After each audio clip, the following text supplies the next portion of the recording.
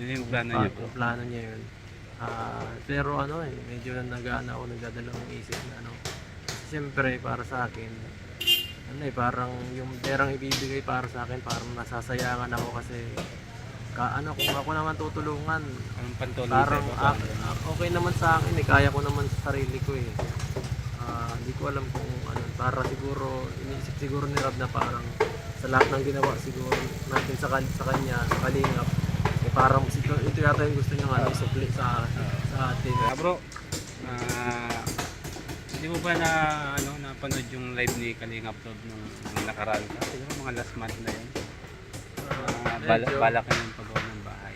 Oo, napanood ko yun. Yun yung ano niya sa'yo. Kumbaga, yun yung plano niya bro. Papagawa ka niya sa sarili. Hindi na sa akin sinasabi. At sa live mo lang na narinig ko sa mga fans sa live. Yun yung plano. Hindi ko alam kung saan totoo ba talaga o ano lang. Kasi sinabi niya sa akin yun. Sabi kasi sa akin ni Boss Rob, interview ko si Kuya Eds. Sabihin ko sa kanya kung ano ang masasabi niya regarding dun sa pagpagawa siya ng bahay ni Kalingap Rob.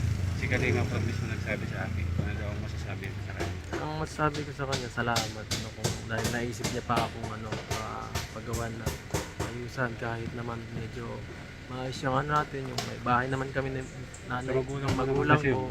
Sa bagay, magulang, matagal pa yun. Mo yun. At kaya kapatid pa rin naman ako, baka maghati pa, hindi pa rin sa inyo papamanahan. Grabe po man ang ba't ka At ano yan, siguro, salamat din kung ano. Yun yung plano niya po. Yung plano niya yun. Pero medyo nag-aano ako, nagdadalawang isip na ano. Kasi siyempre para sa akin, parang yung perang ibibigay para sa akin, parang nasasayangan ako kasi kung ako naman tutulungan, Anong pantulong parang sa'yo? okay naman sa akin kaya ko naman sa sarili ko eh. Hindi ko alam kung ano, para siguro iniisip siguro ni Rab na parang sa lahat ng ginawa siguro natin sa kanya, sa Kalingap, parang ito yata yung gusto niya ano, isukli sa atin ano. At salamat na din kung yun ang gusto niya, pwede naman. Pero para sa akin, hanggat maaari, unahin na muna yung pinaka mga nangangailangan na Kumbaga, mga priority ka lang. beneficiaries o kaya mga kasamaan. Kung sabi niya kasi mga kasamaan daw niya sa K-Boys, papabahayan eh. So, kung sino ang pinakauna, yung pinaka nangangailangan, yun ang pabahayan niya muna bago sa atin. Kasi di naman ako nagmamadali, wala pa naman akong pamilya, hindi pa naman kailangan. Sabi kasi po, malapit po kayo. Hindi ko kala.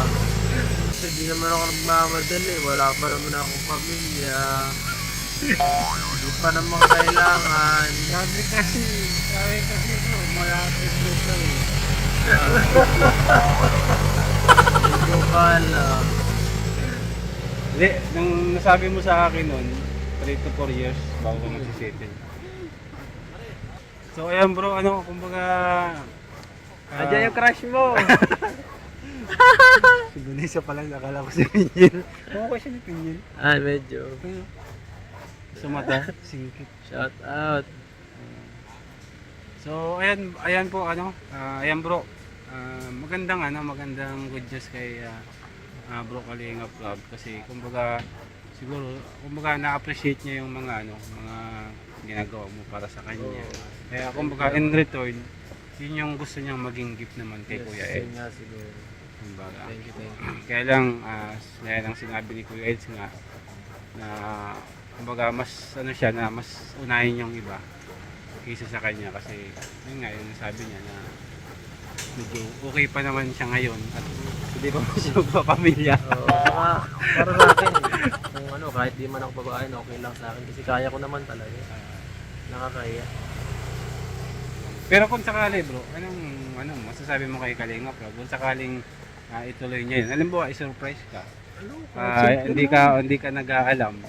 Meron na pala siyang pinapagawang bahay, halimbawa. Tapos i-surprise ka, dadaling ka na lang doon na may bahay ka na. Ay, grabe. Anong sa tingin mo? Ay, grabe. Grabe, Nakakatawa yun. Nagulat na Sobrang thankful ako kung gano'n, kung mangyari man yun. Kahit sa akin, kahit maliit lang, kahit kahit mga, Tiny 5x5, ganun lang.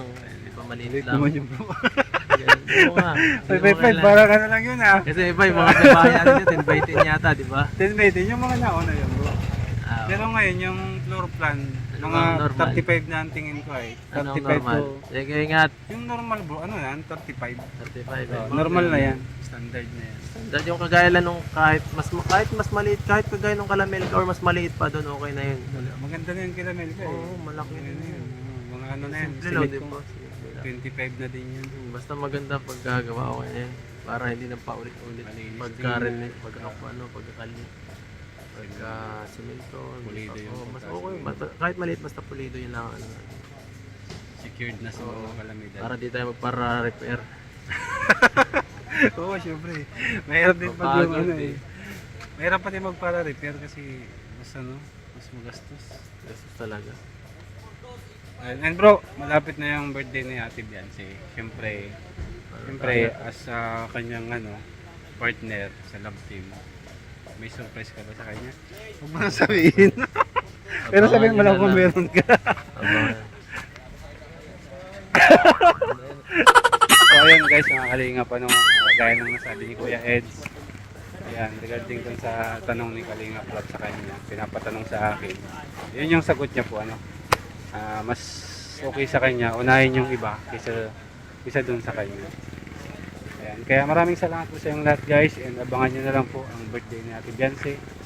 And hindi ko alam kung nandyan talaga ako kasi may duty ako niyan. Dok, saan ka galing? Dok! Buti hindi kita na video. Kausap ko yung may-ari ng lupa. Nag-iisa siya ng tata. Nagalaw siya, nawala na siya. Hindi ko na videoin na. Naglalakad siya na tahimik na ganyan. Bisa mo! Nabuhayan kanina. Nabuhayan kanina, sabi ko, tara na! Pagbo siya eh, ngumiti.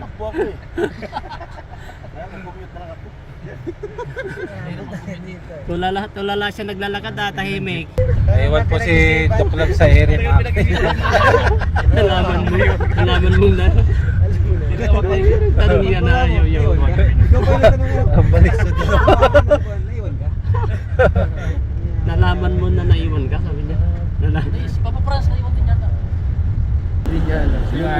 Tawagan mo. Tawagan mo si Franz. Papa Franz, wala ka dito?